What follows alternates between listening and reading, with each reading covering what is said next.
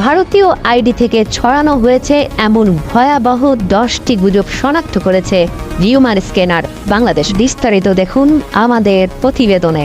Cricketer মাশরাফির বাড়িতে আগুন দেওয়ার ঘটনাকে ভারতীয় একটি আইডিতে বলা হয় বাংলাদেশের হিন্দু ক্রিকেটার লিটন দাসের বাড়িতে আগুন লাগানো হয়েছে। তবে এ নিয়ে নিজের ভেরিফাইড আইডিতে লিটন জানিয়েছেন তার বাড়িতে হামলার খবর স্রেফ গুজব।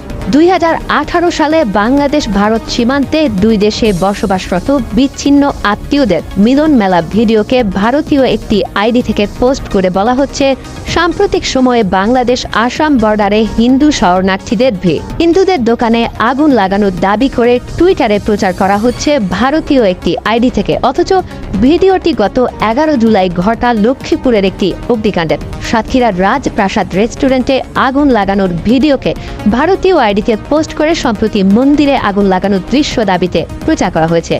রংপুরে 6 হিন্দু নারীকে ধর্ষণ করে জীবন্ত পুড়িয়ে মারার দাবি করে সম্পূর্ণ ভুয়া একটি গুজব ছড়ানো হয় ভারতীয় আইডি থেকে। প্রকৃতপক্ষে রংপুরে এমন কোনো ঘটনাই ঘটেনি। ঝিনাইদহের আওয়ামী লীগ নেতা শহীদুল ইসলাম হিরণের মৃতদেহের ভিডিওকে ভারতীয় আইডি থেকে প্রচার করা হয়।